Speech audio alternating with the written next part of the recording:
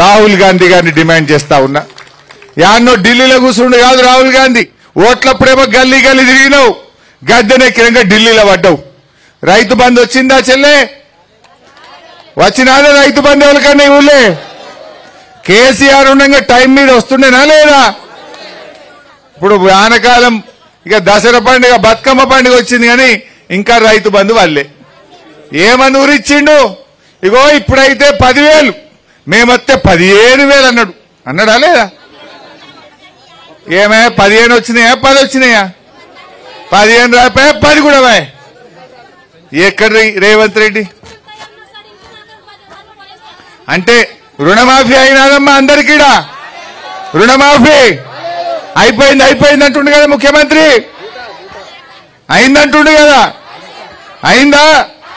అలా వినవడాలి రేవంత్ రెడ్డికి, వినవడాలి. హైదరాబాద్ లో సెక్రటరియట్ లో కూర్చున్నాడు కదా, రుణమాఫీ అయినాదే మన ఊర్లో డప్పూర్లా, రుణమాఫీ అయినాదే, రైతు బంధు పడ్డాదే. మరి బతుకమ్మ సీరలు వచ్చినాయా? తులం బంగారం వచ్చిందా?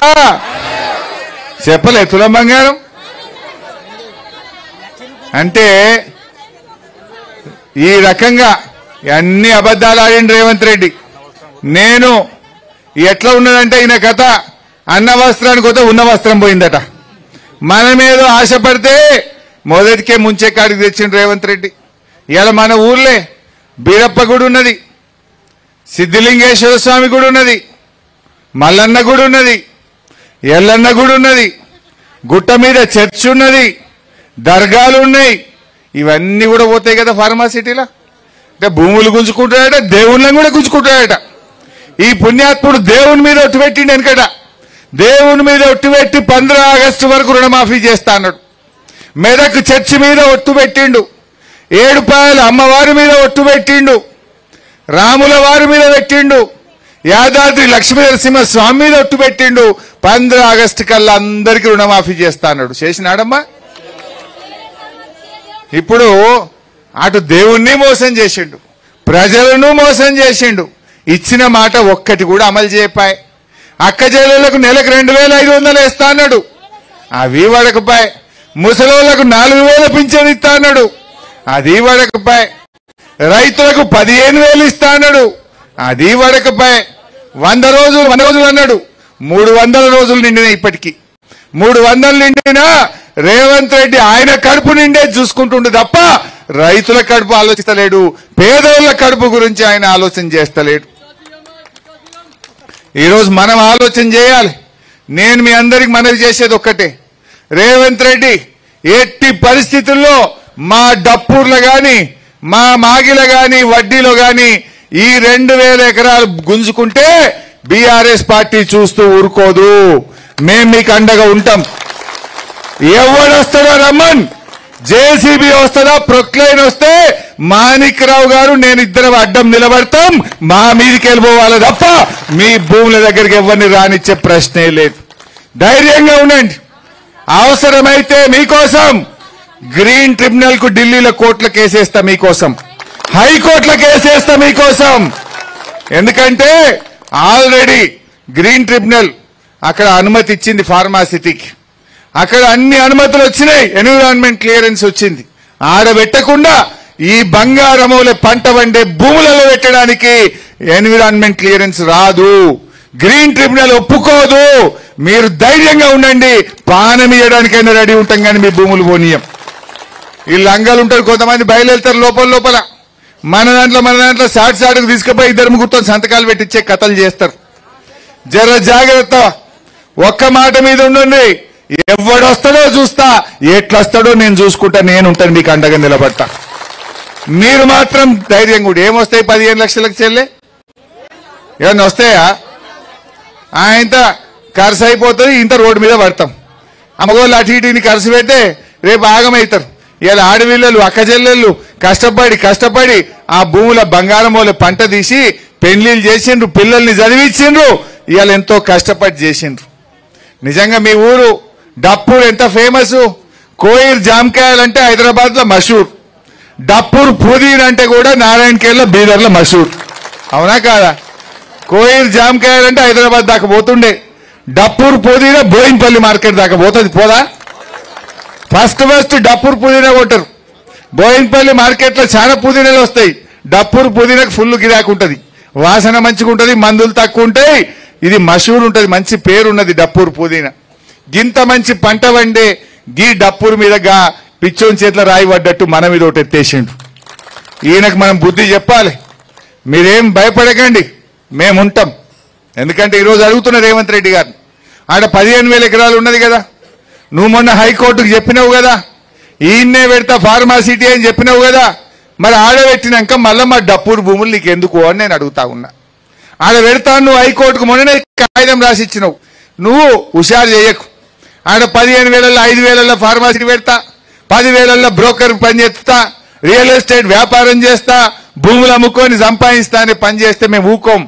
ఎట్టి పరిస్థితుల్లో ఫార్మాసిటీలో ఫార్మాసిటీయే పెట్టాలి, లేకపోతే ఆడ కూడా రైతులకు భూములు వాపసి, ఇక్కడ కూడా రైతుల తెరువు రాకు, మా రైతుల భూములు రైతులకే ఉండాలి. ఇవి బంగారములు పంట వండే భూములు. కొన్ని జాగాలు ఉన్నాయి, రాళ్ళు రప్పలు పంటలు వండని భూములు ఉంటాయి, గుట్టలు ఉంటాయి, గటమోగానే పోయి పెట్టు. గీడేం పెట్టాలి, ఈడేం తప్పు చేసిండ్రు? ఇందిరమ్మ రాజ్యం అంటే భూములు గుంజుకోవడమా? ఈడేదో గరీబోళ్ళ భూములున్నాయి, పేదోళ్ళ భూములున్నాయి, అసైన్డ్ భూములు ఉన్నాయని ఇటు మోకాన మోపైనవు. అయినా ఇంకోటంట, మూసీని శుద్ధి చేస్తా, మూసీని శుద్ధి చేస్తా, మూసీని మంచిగా చేస్తా అంటావు. మరి మా మంజీరాన్ని ఖరాబ్ చేస్తావా? ఏమైతుంది? నువ్వు మూసీని మంచిగా చేస్తా, గోదావరి నీళ్ళు తెస్తాను, తే మంచిదే వద్దంటున్నామా మేము? కానీ మా మంజీరా ఏం పాపం చేసింది? ఇప్పుడు ఈడ ఫార్మా కంపెనీ పెట్టిండ్రు అనుకో, ఈ చుట్టుపక్కల ఎన్ని వాగులు ఉన్నాయమ్మా? చిన్న చిన్న వాగులు, 4 నక్క వాగు ఉన్నట్టుంది, తర్వాత అమ్మా చాకలి వాగు ఉన్నది, కోట వాగు ఉన్నది, నాల్కల్ వాగు ఉన్నది. ఈ 4 వాగులకెళ్ళి పోయి కిందికి పోయి ఎండ్ల కలుస్తాయి, శనగపల్లి ప్రాజెక్టులో పడతాయి. శనగపల్లి ప్రాజెక్టుకి వెళ్ళి ఆ పెద్ద వాగులకెళ్ళి మంజీరాలో పడతాయి. మంజీరాలో పడితే ఏమవుతుంది? మంజీరా మొత్తం కలుషితమవుతుందా కాదా? మంజీరా నీళ్ళు ఎవరు తాగుతారు? మెదక్ జిల్లా ప్రజలు తాగుతారు, హైదరాబాద్ ప్రజలు తాగుతారు. అంటే హైదరాబాద్ ప్రజలకు విషయం తాగిపిస్తావా? హైదరాబాద్ ప్రజలకు కాలుష్యం ఇస్తావా? మెదక్ జిల్లా ప్రజలు ఆ కాలుష్యపు నీళ్లు, ఆ ఫ్యాక్టరీల నీళ్లు తాగాలనా? ఈడ ఫ్యాక్టరీలు పెడితే వాలెటున్నది? ఆ వాగులన్నీ కూడా శనగపల్లి ప్రాజెక్టుకి వెళ్ళి పెద్ద వాగులకి వెళ్ళి మంజీరాల పడితే ఈ కాలుష్యం అంతా మంజీరాల పడి మొత్తం నీళ్లు కాలుష్యం కావా? మంజీరా నీళ్ళు అంటే హైదరాబాద్లో ఏమందరు? ఎవరైనా హైదరాబాద్ కొన్ని రోజులు పోయిండు అనుకో, ఏడాది పోయి మళ్ళీ ఊరికి వచ్చిండు అనుకో, అరే వీనికి మంజీరా నీళ్లు బాగా పడ్డాయిరా, తెల్లగా అయింది అంటారు. వీడు మంచిగా అయింది అందరు అనపోదురా, నీళ్లు బాగా పడ్డాయిరా వీనికి మంజీరా నీళ్ళు అందరు. అంటే పాలోస్ అంటే నీళ్ళు అవి, మంజీరా నీళ్ళు అంటే పాల లాంటి నీళ్ళు అవి. అందులో విషం కలుపుతాడట ఇప్పుడు రేవంత్ రెడ్డి. పాల లాంటి మంజీరా నీళ్లలో ఈడ ఫార్మాసిటీ పెట్టి ఆ విషపు చుక్కలు మంజీరాల కలుపుతావా రేవంత్ రెడ్డి అని నేను అడుగుతా ఉన్నా. ఇది అన్యాయం కాదా?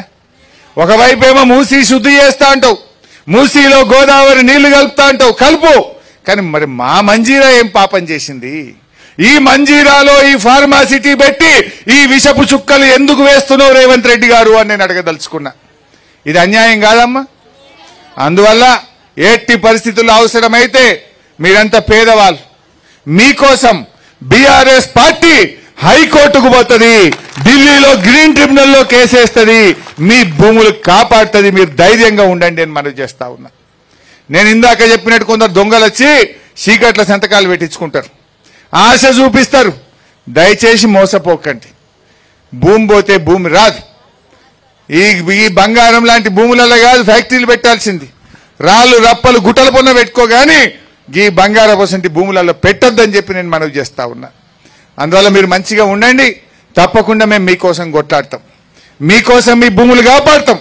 అంత ఇబ్బంది వస్తే నేను మాణిక్యరావు వచ్చి మీ ఊళ్ళోనే రూమ్ చూపించి ఈయనే పండుకుంటాం, ఆ జేసీబీలకు అడ్డం నిలబడతాం. ఎవరు వస్తాడో రమ్మని.